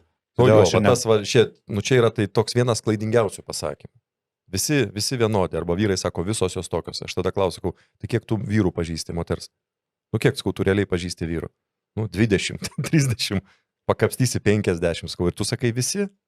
Nemėloji, sakau, tu į savo gyvenimą trauki tam tikro tipo vyrus ir tai priklauso nuo to labai dažnai, nuo to, kokie yra tavo giliau pasąmoniniai dalykai, kokias tu turi baimės, kiek tu turi nuoskaudų, ant tėvų, ant vyrų, ant buvusių santykių, kokia pas tai iš mamos išmokymo programa elgtis su vyrais, ką tu esi patyrus iki dabar išgyvenus santykių su vyrais, kokie tavo tikslai motyvai iš santykių, ar tu nori tik tai, kaip sakyti, erzinti ir gauti kažkokią naudą, ne? Ir toliau, kai rimčiau jau tu tada, ne, nori, kad tas vyras vis siektų, įtiktų ir panašiai. Tai va čia tokie kontekstai. Ir ar tu nori rimtai, giliau nerti, ar tu nori tik tai, nieko rimto. Tai čia visada suvokiam, mes kaip kompiuteris veikia, man reikia žiūrėti ten. Tai apsispręsti reikia. Jo, ko aš noriu ir kodėl aš noriu to arba ne arba to. Bet sakau, nereikia niekada sakyti visi vyrai arba visos moterys. Mes visų nepažįstam, pasaulyje yra keli milijardai vyrų, keli milijardai moterų, bet yra dėsningumai, kokį tipą aš traukiu, pasirenku, nesąmonį. Ir tas, aš ir kaip sakyti, ir gaunasi tada, jeigu aš nieko ten giliau nesupratau, nepasikeičiau, nesusitvarkiau, tikėtina, aš lipsiu ant to paties grėblio. Kartais net gal ir įvardinti reiktų partneriui, ko tu tikiesi ir kokie tavo lūkesčiai. Būtent, kas man išneka galvoj, čia labai toks irgi svarbus momentas visiems ir vyram, ir moterim. Sakau, pažiūrėk, kieno balsas kalba galvoj tavo. Čia toks iš metaforiškai biskio. Ką Tomai turit minty? Sakau, ką tu girdi, mamos frazės, močiutės frazės? Būk atsargi, nepasitikėk vyrais, valdyt turi. Matėjai, koks tavo tėvas buvo? Pati viską turi. 3 aukštosius baig. Kad turėtum pinigų, nepasitikėk vyrais. Kai baigs 3 aukštosius, tau bus jau 308. Bet šitą dalyką aš labai dažnai girdžiu dabar televizijoje. Ypač, kai liečiamos yra skyrybų temos. Nesenai, man atrodo, aš kažkokią laidą žiūrėjau ir advokatė buvo ir ten visos moteris. Reikia pačiai ir jos viena kitą motyvuoja, kad mes turim viską pačios pasiekti, viską pačios daryti. Man nėra tai, kad aš čia būčiau labai prieš tai, man labai žavi moteris, kurios yra gabios, pasiekia kažką tai gyvenime ir panašiai, bet man toksai jau bandymas užgožti tą visą vyriškumą, kartais atrodo, tai ant ko tie santykiai bus pastatyti, jeigu vyras nebesijaus vyriškas, tai tada ir nereiktų skūstis, kad nėra vyriškų vyrų, nes kažkaip pačios bando iškelti save aukščiau vyro ir maždaug, kad tas vyras net nereikalingas. Tas labai jaučiasi. Šiuolaikinės tendencijos irgi daro savo įtaką pasaulyje, turiu minti globalios. Mūsgi vienodina. O Dievas mūsų kūrė skirtingus. Tai būtent, kad lygybė tai nėra, kad mes vienodi. Ne, tai va tas ir čia yra tokie subtilūs niuansai, bet jie dedasi ir finale turim tai, ką turim. O nes reikia suvokti, kad mes kiekvieni visi esam skirtingi ir unikalūs. Ir turim suvokti tą savo unikalumą, o ne mes lygus. Niekada vyras nebus lygus su moterim, niekada moteris nebus lygi su vyru. Traktorius negali būti lygus su buldozeriu. Jie būdų technika yra, bet jie yra skirtingi. Ir tai reikia suprasti su abipusė pagarba. Ir tada toliau išmintinga būtų pasigilinti, kas yra moteriškumas. Jeigu aš, kaip siela gimiau moters kūne, pasidomėti vertėtų, kaip mes instrukciją skaitom, kai nusipirkam įrengimą kažkokią, ne? Tai visato yra instrukcijos surašytos. Tik reikia pasiieškoti specialistų, mokytojų, informacijos. Kas yra tikras moteriškumas? Kokia moteris gali tikėtina jausis laiminga, ne? Santykiai su vyru. Tada, jeigu aš to gilinuosi, viskas ok, aš einu, aš mokausi, aš keičiuosi ir panašiai. Kas yra tikras vyriškumas? Ir tada nuo noro, ne tai, kad pagyvenau 300 metų, mėgdžiau, nežinau, ten kažką dariau klaidas, perėmiau giminės moterų programas dariau, ar ten vyrų menkinimo, aš kalbu dabar iš moterų pusės, būna ir atvirkščiai, iš vyrų.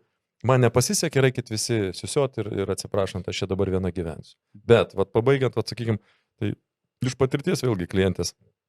Tomai sako, analizuoju, tokie panašus dalykai. Sako, man taip kalbėjo. Daryk biznį, nepasitikėk tėtais. Dažnai sako, Tomai, kas dabar pasakė. Sako, man 42, aš esu viena, pinigų dafiga. Gyvenu name, bet vakarais aš verkiu. Ir man jau vyno matau, kad neužtenka, sako, jau tą skausmą užpilt, sako, tai per pažįstamus sužinojau, kad rimtai dirbi su priklausomybėm, atėjau pas tave tvarkyti. O pas ją tas skausmas visas. Tai sako, kas matos, išoriškas fasadas, aš stipri, pinigai, darbas, verslas, bet sako, aš vakarais verkiu. Pereikim prie kitų baimių, šiek tiek nuo santykių ir tokių, sakyčiau, net kartais kišančių koją. Ir viena iš jų yra baimė pasakyti ne. Ir, žinai, aš pagalvojau, kad vaikystėje mes visi tokie esam drąsūs, ne, ten tėvai ką nors sako, ne, kieme ką nors pasako, ne, bet po to staiga kažkokiame etape mes pasidarom tokie bailiai ir dažnai sutinkame su dalykais, kur, pavyzdžiui, mes nenorime daryti, bet draugas pakvietė, gerai, nueisiu, arba tenai sėdi darbe, kažką rašai ten prie kompo, prie kolega ir kad nebūt nemandagiam, atsitrauki nuo savo darbo, kur buvai susikaupęs, ką norėjai, turi laiko, jeigu trumpam, arba kažkas paskambino, gerai, taip. Ir visur mes tengiamės įtikti. Kur vyksta ta tranzicija, kad mes vaikystėje turim tą tokį tvirtą ne, o staiga suaugę mes pasidarom tokie jau geranoriški ir kartais net nesakydami to ne, sau kenkiam. Ir labai dažnai iš tikrųjų. Vadinasi, kažkur tikėtina gyvenimo raidoj, patirtyse, nes vėlgi kalbu, sakau, primenu, mintys, emocijos išgyventos, ką kalbėjau, ką dariau ir kokias išgyvenau emocijas, gali būti gyvenimo eigoji kažkokie, gal buvo kažkokie sukrėtimai, gal buvo kažkokie tai... Konkrečiau, pavyzdžiui, kas galėtų būti, kaip pavyzdžiai, kas tai... Tarkim, žmogus prarado darbą. Vieną kartą pasėdėjo be pinigų, šalia to dar skurdo baimė išsivystė pas jį, ne? Ir jis atėjo kažkelintą darbovietę. Ir būna tokie, aš vadinu, sakau, geriečiai. Kabutėse geriečiai. Ne? Jis atėjo, dirba, o kai čia iš serijos, kiek imsi, tiek tau kraus tikėtina, ne? Tai jisai dirba, jį kaip praanalizuoju, sakau, tai aišku, ten ir pasitikėjimas savim, jisai nukentėjęs dažnai būna, ir ta meilė savo sveika, savigarba, bet jis tada pasisėdi, kas aš noriu būti geras. Ir kad tik neprarasčiau darbo, aš nesakau ne, kad tu man ten užkroviai dar, kad aš sėdėčiau iki 8 vieto, kad darbas baigėsi 6. Ir aš tada užlaikau tą savo, bet aš tada bijau sakyti ne. Aš dirbu, kad būčiau geras. Kad manęs net leistumėt, tarkim. Kad įtikčiau. Baimė būti atstumtam, baimė prarasti. Sakau, už to baimė pras darbą, baimė skurdo baimė. Finale mes atsiremiam, pamatinė baimė yra mirties baimė. Gerai, bet jeigu, pavyzdžiui, draugai kviečia kažką tai į vakarėlį, o tu nenori tą vakarėlį eiti ir sutinki tik dėl to, kad po to nekvies. Nežinau. Kaip pavyzdys. Tai va, ką kiti pagalvos, kaip į mane reaguos. Kokie būtų pirmi žingsniai pradėti save ugdyti, sakyti ne? Grįžti į tą tvirtą savivertės poziciją. Tai aš taip, sakykime, paprastai, duodu įrankį ir jisai dirba su to įrankiu, jis perprogramuoja pasąmonę, paaiškinu, kad paskui reikia drąsinti save jau situacijai, sakyti ne ir iš anksto ruošti situacijai, kad ten sakytų, nuo šiol man nenešk, nekrauk darbų ten, ar iš anksto galiu imtis iniciatyvą, tarkim, jeigu gyvenu rate žmonių, kur aš pažįstu. Hebra pažįstu, ne, žinau įpročius visą kitą. Tikėtina, aš galiu nuprognozuoti, kad mane kažkur penktadienį vėl kvies. Kažkur. O aš nenoriu. Tai aš galiu ketvirtadienį paskambinti pats ir sakyti, klausyk, žinok, turiu savų planų, gero jums laiko ir čiau, iki. Užbėgti įvykiams už. Tai aš lyderėjau savo gyvenime, aš lyderėjau. Imiesi kontrolės. Atsakomybės ir kontrolės. Galima taip, galima. Tai vat vienas iš dalykų, bet čia reikia žmogui pradirbėti tuos gilesnius dalykus, jam susivokti, kodėl jis save statydavo šitoje vietoje, savo tą tikrą gilesnį troškimą, norą. Kodėl statydavo 2-7 poziciją, o pirmoje vietoje jam buvo kitų nuomonė apie jį. Kodėl kitoje buvo pirmoje vietoje, ką pagalvos, kad tik neatstumtų. Gal kažkas pasišaipė, būna tokių atvejų, kad tarkim, pasišaipo, pašiepia, kieme nepriima žaisti. Irgi čia vėlgi ta psichika, taip susidėlioja. Tai tada pripažinkit mane, pastebėkit mane. Ir galvoju, kad jeigu jau vieną kartą pakvietė į vakarėlį, tu atsisakysi, nepripažins ir daugiau nebekvies. O tu pats užsinorėjęs, neišdrįsi paprašyti. Hebra, zdarov, labas, darysit tūsą penktadienį. Tarkim, antradienį skambinu, galvoju, nusprendžiau, norėčiau vėl susitikti, pasilgau, pažįstam. Darysit, jeigu darysit, paskambink. Prašyti irgi sudėtinga. Siūlytis, kodėl aš... Tai vėlgi, prašyti, priimti pagalbą, čia yra savivertės momentai. Okay, čia yra nukrypimai tokie. Bet vėlgi, kas tas siūlytis? Aš galiu paprašyti, kad jeigu darysit tūsą, pakvieskit mane. Nes aš to noriu. Gali tam žmogui atrodyti, kad toks aš atrodysiu desperatiškas. Vėlgi, man svarbiau, kas jam atrodo. Aha, kitų nuomonė. Aš išsakau savo nuomonę, aš niekam nekenkiu, bet sakau, ką planuojat, paskambinu, žinau, kaip pavyzdys imkim, nežinau, turiu 5 bičiulius, jie susitikinėja kartu. Aš pradėjau domėtis, tarkim, kažkokią kitą sritį, man kas antrą savaitę aš leidžiu kitur. Ar ten moteris nauja, ten ar pomėgis kažkoks. Hebra skambina, davai varom. Sakau, ne. Tai ką tu neprisijungsi, aš galiu net nebūtina teisintis. Vėlgi, nereikia, nebūtina teisintis. Aš, nepyk, neteisiu, aš ten varau ten. Ne, tiesiog, Hebra, ne. Gero jums laiko, iš tokios sveikos pozicijos normaliai. Gero jums laiko, čiau, davai. Pasišnekėsim sekmanį, kaip jums sekėsi, pasidalinsim, pažvengsim ten telefonu. Vėlgi pasiilgau, paskambinau, sakau, darysit, bus tūsas. Prašau mane pakvies. Norėčiau sudalyvauti. Aš, tarkim, iš savo patirties galiu pasakyti, nėra pas mane čia kritinių šituose dalykuose niuansų kažkokių, bet aš taip pat, man apie save atėjo toks suvokimas, pavyzdžiui, klasės susitikimai. Klasiokai yra, mes jau ten seniai baigėm mokyklą. Aš nelaukiu niekada klasės susitikimų. Aš pasiilgau kažkurio klasioko, aš paskambinau Lietuvoje, susitinkam, 2-3, pabuvom, pavalgiam, pažaidėm ten kažką, jūs suprantate, ir viskas. Teisingai. Tai čia yra vėlgi ugdyti savo meilę, pagarbą, savo sveiką vertę savo ir išdrįsti tai išreikšti ir išsakyti savo norus, troškimus, pajudėti žodžiu, veiksmų, linkių realizacijos, bet tai sveikai laikyti pirmoji vietoje. Sveikai. Nieko neengiant, neįžeidžiant. Aš sakyčiau, netgi žmonės pamiršta, jog gebėjimas išsakyti tai, ko tu nori, net jeigu tai imkime draugus ir pasakyti tvirtai, kad sorry, Hebra, aš būsiu su savo nauja mergina ir susitiksime su jumis kitą savaitgalį, tai netgi šis elgesys išauktų pagarbą iš jų, kad tu gali tai pasakyti ir kad tu iš karto skiri laiką kitam kartui ir tu gali iš karto planuoti. Net taip kažkaip tai, aš net nežinau, jaučiu vidumi dabar, kad aš net tokį žmogų labiau gerbčiau, kad jis geba tą pasakyti ir aiškiai vardinti lūkesčius, ne tai, kad pritarti, gerai, gal ten susiskambinkim, pažiūrėkim, va šitas, va toksai, kur palieka orę kabėti ir kur tu nežinai, kur tu jau viduj supranti, kad žmogus jau tikrai nenori ir tu realiai jau net neplanuoji, bet jisai maždaug išsisuko iš situacijos ir aiškiai nepasakė, bet tu jau jam tokios pagarbos nejauti, kai pasako griežtą ne, pavyzdžiui. Žiūrėkime, va šitas labai toks akivaizdus gali būti dar pavyzdys kame. Kas pirma turėtų atsiras šitoj, va, dialogo situacijoje, ne, du žmonės, viens kitam pasakė, aš atsisakau, aš ten pirma, supraskim, pirma tas, kuris pasakė, pradeda gerbti save, tada jį kiti pradės gerbti. O jeigu ir negerbs, jam bus sveikai vienodai. Nes jis yra aukšta savivertė. Racionaliai, minimaliai priklausys nuo kitų nuomonės apie save. Jam jinai nebus svarbesnė už tai, ką jis pats apie save galvoja. Bet tas tokia, čia tokia sveika savivertė, sveika savivoka. Man rūpi mano interesai sveika. Aš dabar susipažinau kaip pavyzdys, va, tavo pasakytas, su mergina. Okei, hebra, draugai, bičiuliai daro tūsą. Viskas okei, hebra, nebūsiu. Tai ką veiksi? Nauja pažintis yra, leisiu laiką su mergina. Bet kai susitiksiu su jais, aš nepliotkinsiu apie merginą. Čia vėlgi vyro pagarba moteriai. Nepasakosiu, kaip ten, kas ten, kokia ten. Ką daro klaidingo labai tarp kitko santykiuose. Moteris daro, panelės, merginos apie draugėm pasako. Mamom pasako. Baisu. Tai skau, miegama, pasikviesk dar.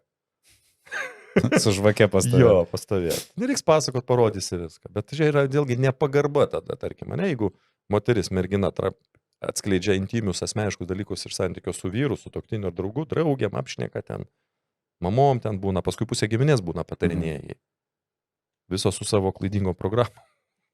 Tai aš kai dirbu, jeigu tokia situacija ateina, tai dabar kraustysim iš miegamo, žinok, miloji. Pradėsi galvoti savo galvą. Vyrų tarpe, tai čia populiaru girtis labai, ypač jaunimo tarpe, su ko buvau, su kuo mėgau ir taip toliau. O kokios yra tos, sakyčiau, blogosios žodžio visą laiką tai pasiekmes?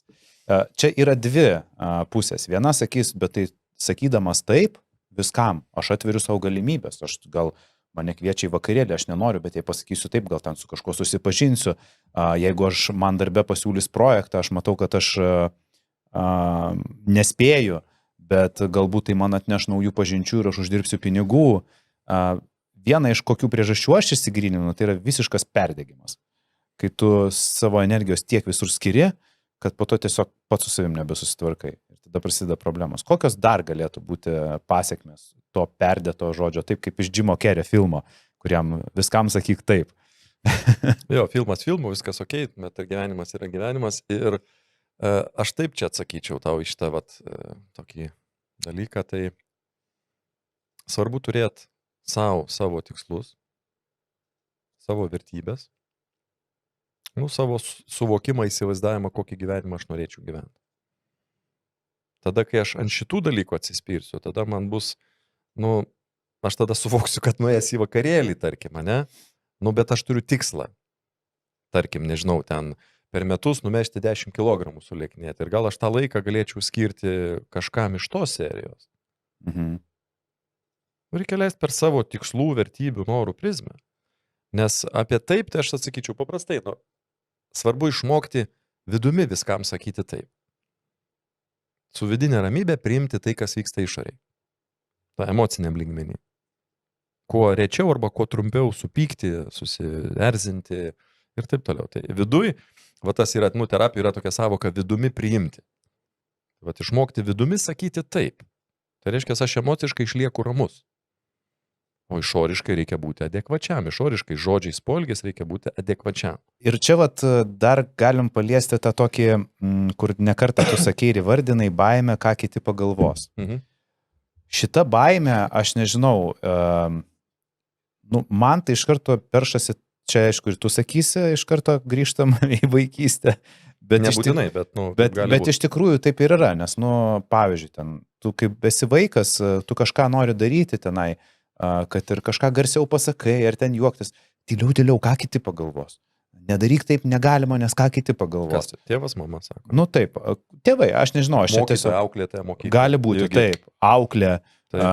Ir tas suformuoja, ir man atrodo, kad net nežinau, ar aš teisingai galvoju, bet, tarkim, mūsų šaly tai ypatingai jaučiasi, nes mes esam tokie konservatyvūs, tylesni, uždaresni. Mes labai daug dalykų bijome daryti ar pasakyti garsiai, nes bandome įtikti abiem pusėm. Nenorime aštriau pasakyti kažkokios pusės įskaudint, nes ką kiti pagalvos. Bijom sukurti konfliktą. Bijom sukurti konfliktą. kaip iš šitos baimės išeiti, kaip rasti būdus iš tos baimės išeiti, kad tapti laisvam vidumi ir pagaliau nebijoti būti savimi. Dadėsiu dar, kas gali būti prie patirčių. Tiesiog čia man atėjo, aš nes, kaip sakyt, dirbant su žmonėm tenka susidurti su panašiais dalykais. Kitas pavyzdys, čia pats paminėjai iš to pirmų kelių ten metukų, 14 metų patirčių, ne? Tai, tarkim, kita situacija, žmogus ten 40 plus minus, pas jį praeitį buvo verslas ir tas verslas bankrutavo. Ir jis labai save graužė, kaltino, sakyt, save. Ir jis save taip reagavo, kad jis save, aš kaip sakau žargonu, nukalė, užkaltino. Ir pas jį tada irgi tas baimė sakyti, ne, ką kiti pagalvos, jis pas irgi išaugo ir paštrėjo, nes jis savo pats per šitą patirtį pasakė arba taip sureagavo į save, aš nesėkmingas, aš niekam tikęs, aš nevykėlis. Tada nuspaudžiu. Tai reiškia, pas jį tam kontekste, ką pasakau pradžiai, pas jį jis turi ir ant savęs sukaupęs tų emocinių blokų, tų pykčio, kaltės, nusivylimų, o tos emocijos jos ant savęs ir jos kūne sėdi ir jisai taip save, kaip sakyt. Gerai tu pastebėjai, kaltė, nes jeigu mes kažką vaikystėje, netgi ir čia ir vaikystėje, jeigu kažką patį darydavom kitaip, mūsų tėvai apkaltindavo, ar ten senelė, ar ten auklėtoja, mokytoja, apkaltindavo, kad mes kitaip darom nei kiti, tai ką kiti pagalvos. Taip. Kaltės jausmas. Kalbėjimas, žodis turi galę. Žodis gali būti plunksna, gali būti botagu. Tai kalbėjimas, supraskime, mus formuoja auklėjimas ir aplinka. Ir patirtys visos išgyvenimai, ne? Tai nebūtinai gali būti nuo mažų dienų, tas vaikystės periodo, gali būti ir vyresniam periodui. Gali būti santykiuose, tarkim, būna ateina vyrai, tarkim, prasigėręs vyras. Tai ką jis girdėjo, tarkim, iš savo žmonos. Tu alkoholikas, tu pjokas, tu niekam tikęs, kam aš už tavęs tekėjau, tu žąsinas, kaltinimai pretenzijos. Kala. Ir vyras, jeigu introvertas, jis jautriau į savėjimą. Ir paskui jis vėlgi, aišku, jisai atsakingas, bet jis gali neturėti supratimo tuo metu ir galios. Aš šiandien vienos pusės nekaltinu, bet tiesiog parodau dėsningumą dažną gan mūsų visuomeniai. Tai tada vyras, jisai ką jis galvoja, aš niekam tikęs, tada jis ir gėdą jaučia ir nedrįsta žodžio pasakyti, jis sėkmingesnis darysis ar ne? Niekada. Tai čia būna vyrų tokie, kurie irgi moteris engia ir tu be manęs niekas, tu be manęs nieko negali. Eismas dvipusės. Aš kalbu dabar imu vieną pusę, bet eismas yra dvipusės ir eina per moterų savivertę, per kaltinimą ir taip toliau. Ir ką, tada tas žmogus užsiblokuoja savyje ir jisai nenori priimti jokių sprendimų, nieko daryti dėl to, kad jisai galvoja, jog taip kaip sako šitas žmogus yra gryna tiesa ir visi taip galvoja. Jisai programuojasi, vėlgi, kas aplink mūsų viskas vyksta, mūsų programuoja. Čia iš serijos, jeigu žmogus sakyktų asilas, jis anksčiau ir vėliau pasakys į A. Ne? Tai jeigu mums kažkas aplinkoje ilgai, reguliariai, ypač mums svarbios figūros, reikšmingos figūros, kažką kartoja, mes anksčiau ir vėliau tikėtina tuo patikėsim. Nes mūsų tai veikia, mūsų programuoja. Nes žodis artimų žmonių aplinkos turi galę. Ir jeigu aš dar su tuo reakcija kaupiu emociją tam tikrą išgyvenu, neigiamą, viskas pa žmogų gali susiformuoti viduj blokas išreikšti save. Toliau, jeigu eisim giliau, aš nevertas, aš niekam tikęs, baimė, ką aš tada sieksiu. Nes, supranti, kai nori tu siekti kažką tai sėkmingėti, tai tu turi judėti. O kai judi per mišką yra šakų ir panašiai, reikia nebijoti, nulaužti, užminti ar kažką. Tai, turiu minti eiti ir į kliučių nereikia bijoti, ne per galvas turiu minti lipti. Ir tada pas žmogų tas iš to kaltinimo, menkinimo ir panašiai irgi ta baimė formuojasi. Ir tada žmogus jisai tiesiog bijo pasakyti ne, bijo savo nuomonę išreikšti, jisai vengia ir panašiai. Kažkas suklysti bijo. Suklysti, jis daryti bijos, ne tik, kad suklysti. Aišku, darimo baimė yra suklydimo baimė. Tai kokie būtų pirmi žingsniai ir metodai praktiniai, kokį nors vėl kaip su tuo pasilinkimu? Kaip susidoroti su ta baime, ką kiti pagalvos, kaip išsilaisvinti? Tai bent jau galima pradėti mintyse savo kartot arba atsirašius skaityti, kad nuo šiol aš esu visiškai abejingas žmonių nuomonė ir kalboms apie mane, mano išvaizdą, mano elgesį ir panašiai. Ir mano gyvenimą, ir mano santykius. Dėt savo. Nuo šiol aš esu visiškai abejingas. Tam. tą sukt ir paskui pradėti, vėlgi anksčiau ir vėliau ateiti į tą patirtį. Tai arba jeigu ten aš sakau, bijau pasakyti ne, tai aš turiu susivokti, ko aš noriu. Tarkim, darbė, tai kaip analizavom, ne? Turėjau vakar netgi situaciją. Žmogus darbė krovė ir paskui tą stresą kaupė, leidosi krautis ir į alkoholį lindo, ramintis jau paskui. Va, tai toliau kitas dalykas, apgalvoti situacijas, ne, kurioje situacijoje aš save užlaikiau. Ką reiškia užlaikiau? Užlaikiau atsisakyti. Kur norėjau, bet neatsisakiau. Tarkim, darbė dirbu, kaip pavyzdys, neretas jisai pavyzdys. Darbė dirbu, darbas iki 6. Ir aš to savo perdėto gerumo, tarkim, man ten kokie 5 valandą ateina bendradarbis ar vadas ar kažkas, sako, klausyk, dar reikia padaryti tą kažkokią tai ataskaitą. Tai gerai, jeigu tai vieną kartą mėnesį. Nieko tragiško, ne? Pabuvom visą kitą. Bet būna pas žmonės situacijas, kuriem krauna ir žiūri, kad aš sako, grįžau namo 9, pusę 9. Ir tai 3 dienos savaitė, 4 dienos savaitė. Ir aukos pozicija mes šneka, kokie jie blogi, kaip jie nesupranta manęs. Ką jie savo galvoja? Aš sakau, palauk, tai tu sprendimą priimi. Tai sako, ką man daryti. Čia aš dabar auditorijai, taip iš tokį mimi atsakymą duodu mini. Tai sakau, tai apgalvokit tą situaciją, pasižymėkit ją ir kitą kartą, nepriimkit tos krūvio didesnio. Kalbėkit. Ne, viskas. Iš esmės, peržiūrėkit savo darbą, ko jūs ten bijot, kodėl sutinkat su to krūviu didesniu. Ar jūs norit daugiau užsidirbti, tada kalbėkit apie atlyginimo kėlimą. Dažniausiai tokioje situacijoje žmogus negauna daugiau, jisai tik kraunasi daugiau. Nes čia vėlgi savivertė. Nes nuo savivertės, nuo pagarbos, savigarbos, sveikos savivertės priklauso, kiek aš pinigų drįstu paprašyti. Ir jaučiuosi vertas gauti. Čia yra gilesni dalykai. Ok. Labai vienas gali dirbti už tą pačią poziciją už 1200 kasininkų. Čia gal kasininkės pas nelabai tikės, bet tas pats žmogus su skirtingom savivertėm gali vienas dirbti už 1500, kitas už 2200. Nes jis atėjo, sako, aš dirbčiau, man patinka šitas darbas. Darbdavys mato, jaučia, kiek, sako, nuo tiek norėčiau pradėti. Aišku, jis ir daro tą darbą. O kitas į tą patį poziciją atsiskais, bent 1,5 turėtumėt mokėti.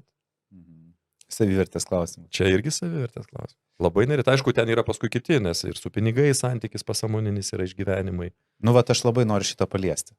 Nes mačiau tavo viena iš tokių yra specializacijų baimę likti skurde ir baimę prarasti pinigus. Likti be pinigų, jo. Likti be pinigų. Bet aš atsakysiu galbūt plačiau dabartiniam kontekste, ne? Dabar kas pas mus neseniai praėjo globaliam lygmenį. Praėjo ribojimai. Čia COVID turiu omeny. Per tos dalykus žmonės irgi labai išaugo baimių daug. Dabartiniu laiku iš vis, aš biškai ateisiu taip fragmentais tokiais. Dabartiniu laiku iš vis mus labai treniruoja gyvenimas. Tvarkyti su savo baime. Nes mus gazdina kuo?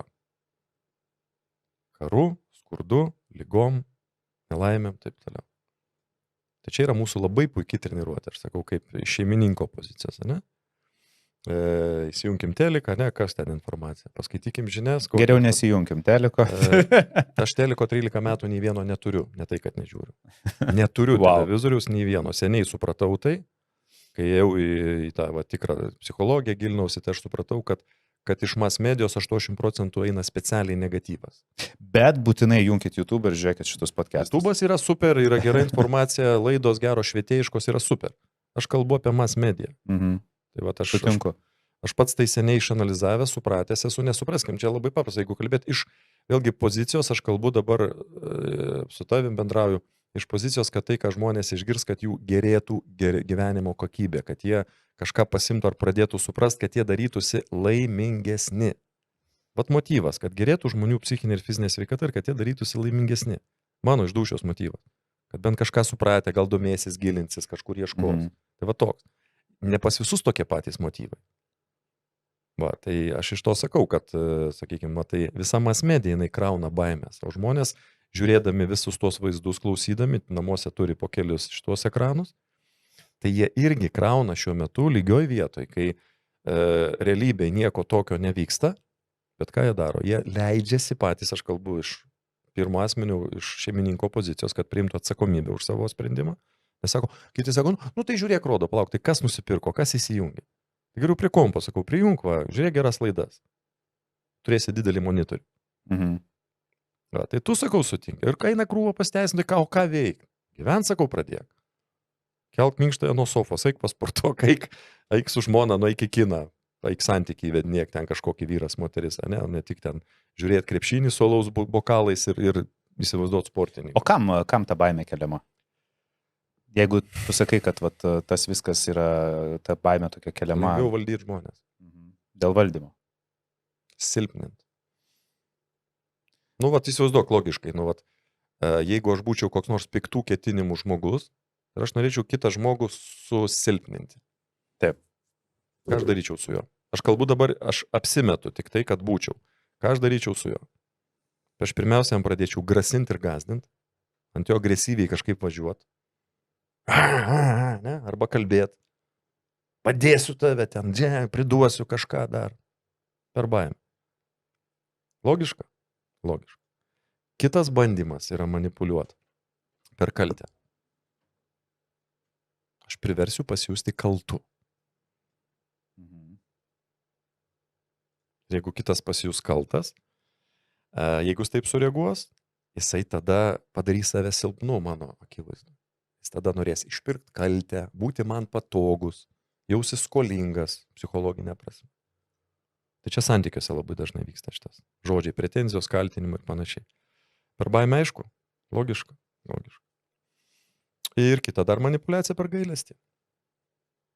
Pagailėkit. Kažko toli, kažkur vargstančių, kažkur dar kažko pagailėkit ir panašiai. Ir taip toliau. Arba manęs pagailėk, ten duok man štuką eurų kaip pavyzdys. Niekas manęs nemyli. Aha. O ką tu darai pats dėl savęs? Nu, ką daryti reikia, nieko negali daryti. Tai va, baimė, kaltė, gailestis. 3 sluoksniai klasikinės manipuliacijos. Tiek globalia prasme, tiek santykiuose, tiek nu, sakau, gyvenime. Tai va, čia ta, nu, iš tos pusės, aš sakau, iš šeimininko pozicijos, žmonėm kalbu, sakau, supraskit, geriau per tai supratus nieko nekaltint, o treniruot save. Treniruokim save, mes būsim drąsesniai, sveikesniai, stipresniai ir panašiai. Nes ką duoda tos baimės, kai mes jas iš aplinkos nuolat kraunam? Mes programuojamės, matom vaizdus. Sprogo, nužudė, pabrango, susirgo, numirė. O vaizdas ir garsas labai impregnuojasi į pasąmonę žmogaus.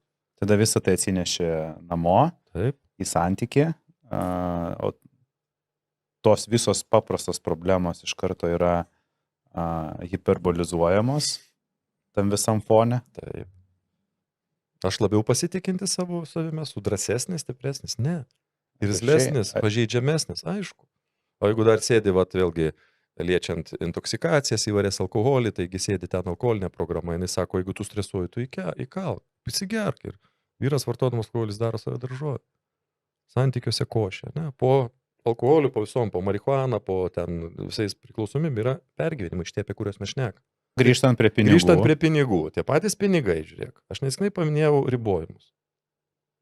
Patsgi gyveni ne pirmą dieną, ribojimų laiką praėjęs esi. Kas tuo metu opinija aplinkoje buvo su pinigais? Bus darbo, nebus. Viskas apie pinigus. Krizė buvo 2008 labai skaudė. Krizė buvo 2008. Aš tau, kai minėjau apie tą pasąmonės veikimą, jinai įsimena, pinigai yra energija tiesiog. Tai kad supras trumpai, ne, žmonėm, tai pinigai yra energija. Mūsų visatoje. Reikalinga mums energija. Ir su ta energija, su pinigais mūsų pasąmonė irgi įsimena išgyvenimus, visus emocinius. Tiek saugumą, tiek laimę, tiek džiaugsmą, tiek baimę, tiek netektis, tiek konfliktus per pinigus. Tiek bankrotas taigi yra kas? Tai yra viskas apie pinigus iš esmės, ne? Tai su pinigai žmogus išgyvena baimę, nusivylimą, įtampą, pyktį. Kitą kartą pasukant savęs, va ką minėjau, aš lūzeris, aš niekam tikęs, aš ten nieko vertas, ne? Tai va čia jau yra išgyventi etapai, kas pas tave gali būti, jeigu buvo kažkokia tai asmeniniam gyvenime, ar realiam gyvenime, ar nuo to, kas vyko globalia prasme, aplinkoje vėlgi, ne? Gal buvo nerimo sukėlę, kažkokios baimės, o kas bus? Tai tada kas gaunasi? Realybėj, kaip pats gražiai sakai, realybėj vandens yra, o vat po tokių išgyvenimų, o jeigu baigsis, o ten dar va, penkios bačkos vandens stovi, žinau, kad niekada, bet va ta įsivaizduojama baimė, kaip aš minėjau pradžioj. Tada aš pradedu įsivaizduoti fantazijas, o jeigu baigsis? O čia tas, vėlgi reikia žiūrėti išgyvenimus į pinigus, ką aš emociškai esu sukrėtimą pajutęs kažkokį. Čia aišku, tėvų šeimos modelis. Bet tėvų šeimos modelį ne faktas, ten galim būna, vat, verslininkus tenka konsultuoti, ateina, sako, pas mane skurdas šeimoje buvo. Ir istorijų yra sėkmingų, ne viena, ne, kur žmonės šeimoje skurdė gyveno, jis sako, ne, aš taip nekyvensiu kaip tėvai, jisai bam, bam, bam ir pasiekė. O pas kitą gali būti perimta ten tėvo programa į pinigus, kažkokią, ką jis girdėjo, matė, ar mamos, ne, o tas šeimos visas modelis. Taip. Čia yra gilūs pasąmoniniai ryšiai, gilūs pasąmoniniai. Daug gali būti priežasčių. Šeima yra sistema. Bet kai pradedi žiūrėti, čia yra tokia biski platesnė traktavimas, šeima giminė yra sistema, ten yra ryšiai visur. Aš dabar, kai tavęs klausau, šitas porą valandų, aš dabar galvoju, ta prasme, kokią atsakomybę turi tėvai, kokią didžiulę atsakomybę turi tėvai augindami savo vaikus. Tasme, visas realiai baimės ir problemas galime arba instaliuoti, arba jų neinstaliuoti. Ir tai yra taip glaudžiai susijęs su tėvų auklėjimu. O tai kaip va dabar, pavyzdžiui, kai mes gyvename tų telefonų, socialinės medijos laikais, kuomet tėvai, nu realiai, tu matai, kaip vat, valgo prie vieno stalo, vaikui pastatė planšetę.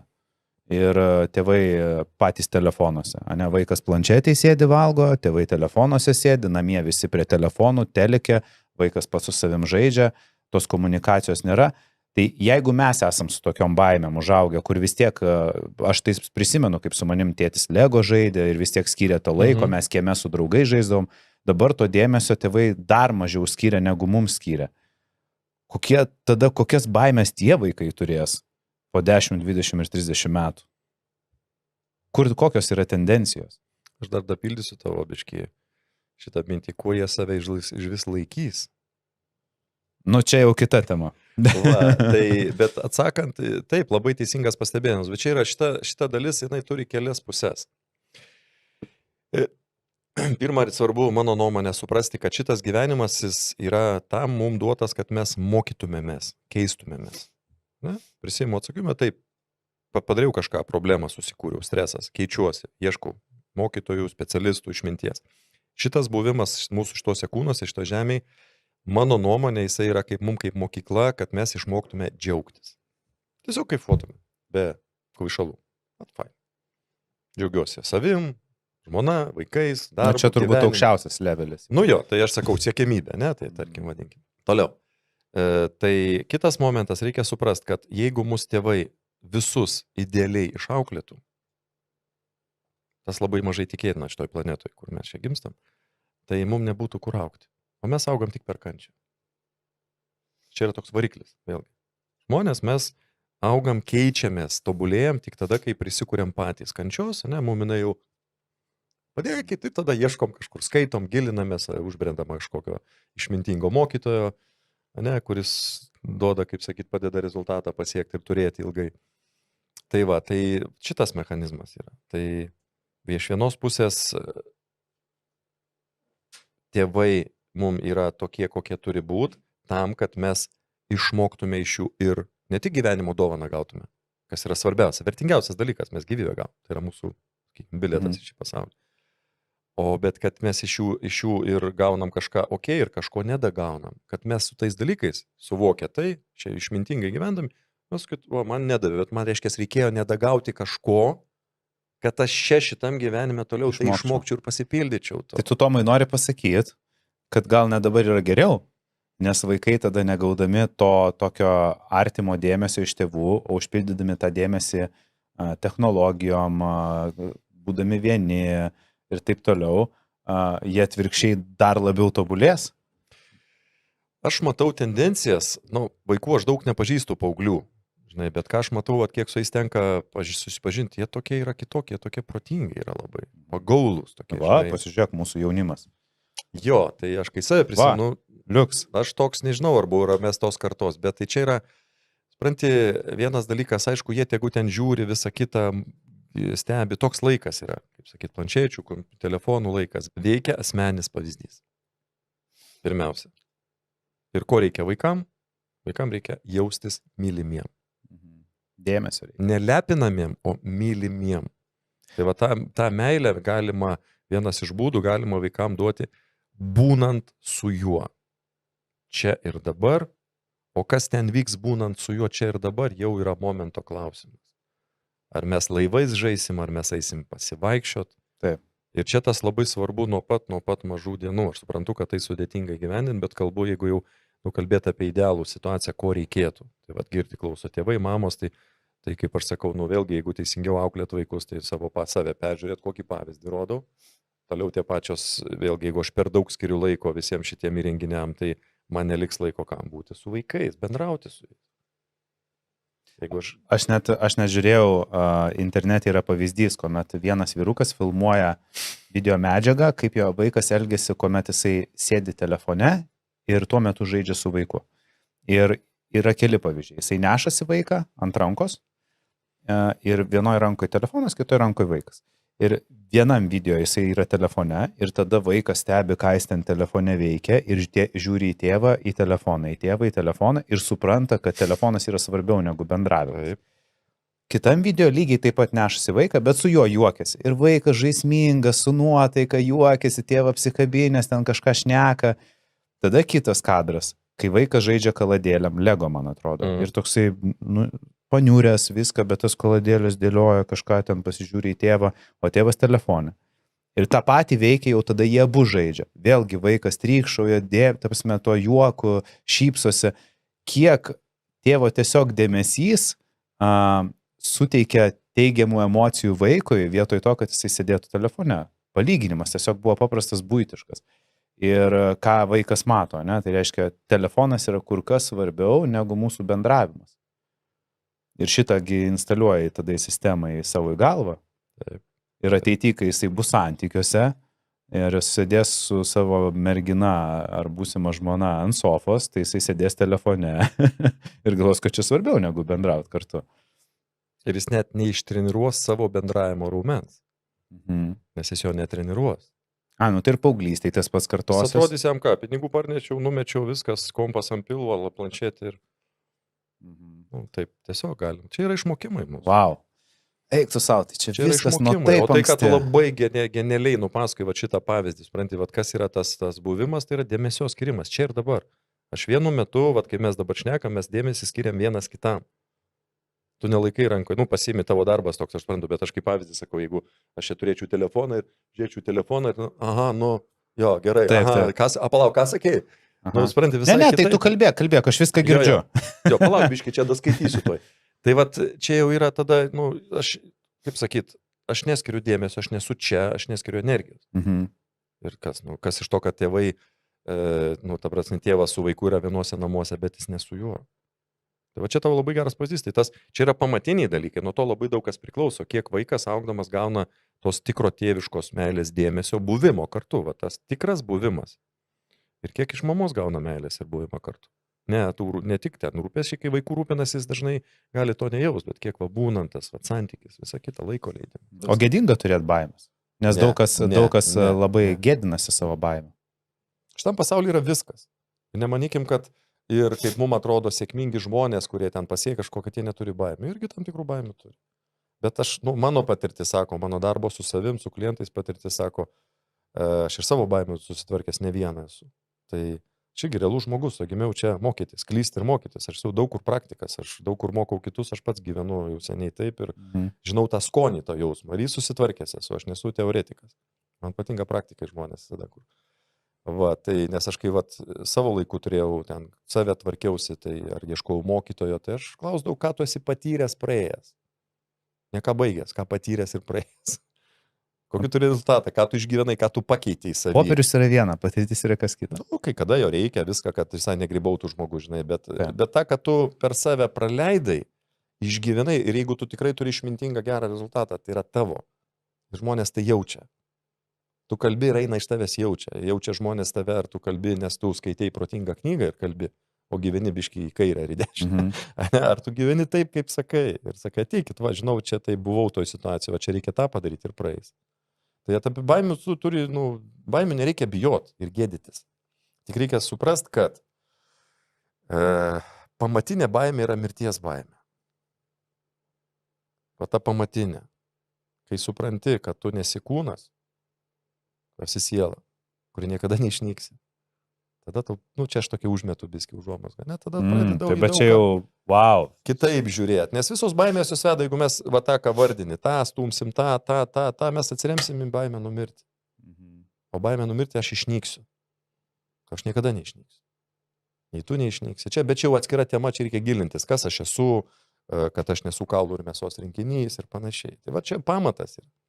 Jeigu ten mes, tai tada, jeigu va, tą suvoki, jau dalis dalykų jie taip visai kitaip. Aš kartais pats, va, gal kažkam bus naudinga, pats savo gyvenime taikau. Bet čia aišku, čia žiūrint koks aspektas, kokia situacija. Kitą kartą vyksta kažkokia tokia, atrodo, realybė jau taip žoskai netitinka lūkesčio, žinai, įsivaizdavimo. Bet tu taip atsitrauk ir iš šono pažiūri savo gyvenimą. Taip, liokiau, lievulį, ramiau. Pažiūrėk, tu ten pidisą nugyvenai, PM2 jau man, kiek čia dar liko, 2-3 ten kažką. Ką čia atparintis? Lengviau, tas laikas praeisi, kad čia pradrebėsi visą laiką. Ne. Vien kartais toks suvokimas gali padėti, supranti, kad labai geras. Iš šono, aš tą vadinu zoominimu, zoomas, atsitraukit, palauk, taigi čia tik akimirka. Labai geras. Ir kas, čia tas konfliktas, menamas, tu tik kuri konfliktą. Lengviau, viskas baigsis, visas šitas mūsų būtis, jinai kažkada baigsis. Tai mes to nepakeisim, bet mes apie ką šiandien ir kalbėjom, vienam, kitam, trečiam kontekste, mes galim ir nemaža dalim labai įtakoti, kaip mes gyvenam, kaip mes jaučiamės.